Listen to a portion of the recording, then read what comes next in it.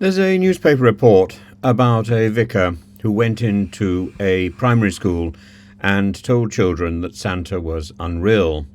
And children aged 10 and 11 are at a transitional stage where belief in figures like Santa often represents a mixture of innocence and tradition, and the vicar's remarks disrupted this, bypassing a natural progression for children to come to their own conclusions. Parents typically decide how and when to deal with the stories of Santa. And myths have important messages to convey.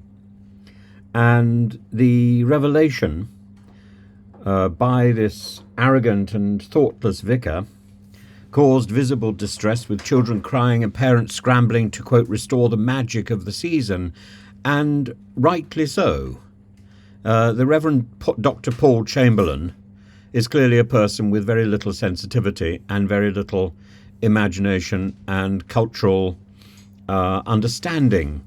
Santa Claus is a symbol of joy, generosity, togetherness during the festive season, and dismissing him as untrue in a public setting disregards his cultural significance and invites a potential fallout. And more than that, a school setting, particularly during an RE lesson, is not the appropriate forum for personal views about the existence or non-existence of Santa. The focus should have been on the nativity story as planned, rather than diverging into topics likely to cause controversy. The history of Santa Claus is a fascinating tapestry woven from Western and Eastern traditions, and there is literary creativity, of course, modern commercialization, and cultural imagination. So let's just unwrap the Santa myth layer by layer. We start with St. Nicholas, a 4th century Greek bishop from Myra, now in modern-day Turkey. And St. Nicholas was renowned for his generosity and his miraculous deeds. One famous legend, for example, tells of how Nicholas secretly provided dowries for 3 impoverished sisters, saving them from destitution, and this act cemented his reputation as a bringer of secret gifts. And over time, his feast day, December the 6th, became associated with gift-giving, particularly in Europe, where he was often depicted as a kindly bishop. In Eastern Orthodox tradition, St. Basil the Great of Caesarea, a theologian and bishop from the 4th century, is celebrated on January the 1st, also known for his charitable work, often including establishing hospitals, aiding the poor, and St. Basil's name became associated with New Year gift-giving in Eastern Europe, particularly in Greece and Russia.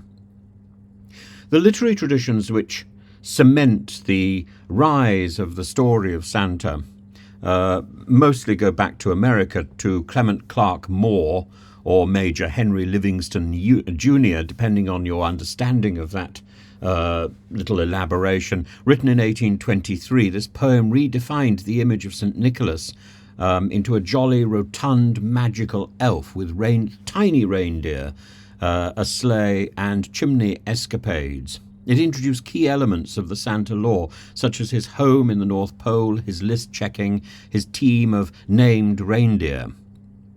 And Rudolph the Red-Nosed Reindeer then joins this happy gang.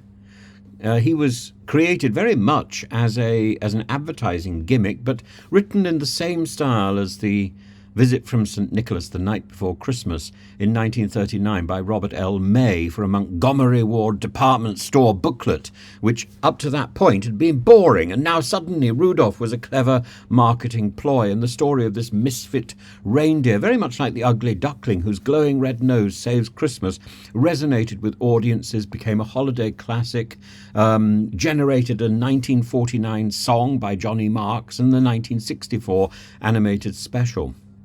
But it's the 1930s where the artist Haddon Sundblom creates the now iconic red-suited Santa for Coca-Cola's advertising campaign. Yes, there were Santas who had worn red and white before, but suddenly the Coca-Cola campaign dictated that colour as a permanent article of clothing, as a permanent sartorial device.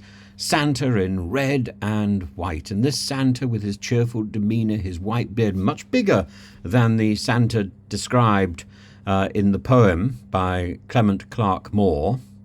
This Santa became the definitive visual representation of the character, tying him in inextricably to commercialization of Christmas. And the Coca-Cola Santa reinforced the image of Christmas as a season of giving and consumerism. But that also goes back to Charles Dickens and maybe the Ghost of Christmas Present, wreathed in holly and looking to charity and to merry-making as major elements of the Christmas story. And then, you go all the way up to the 1990s, I think. In 1996, Angela Lansbury created a television film called Mrs. Santa Claus, a wonderful confection, and a musical that explores the character of Santa's wife. Santa's wife had been seen before in the in the film. I forget when that was done. It was a film that followed the Superman films, the Santa Claus, and introduced what's his name? Thingamy, anyway. Thingamy as an elf.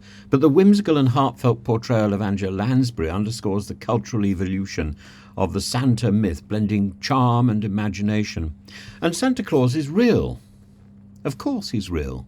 And the vicar is wrong. He's real in the same sense as other beloved figures like Mary Poppins are absolutely real and live with us for our life. He embodies a spirit of joy and generosity and magic that transcends any literal existence. His reality lies in the shared cultural narrative that inspires acts of kindness and wonder during the holiday season. The traditions surrounding Santa Claus, from St. Nicholas and St. Basil to Rudolph and Mrs. Claus, are a testimony to humanity's ability to create and cherish myths that embody the best of our aspirations. Whether you're singing along to Angela Lansbury or sipping a Coke with Sunbloom's Santa, the magic of Santa, the magic of Father Christmas remains a living tradition. And it's real in its impact. It's absolutely real in its impact, just as Mary Poppins is real in her impact. And we are wrong. We're absolutely wrong to sully this image of reality, to darken the image of reality. Reality is what you make it.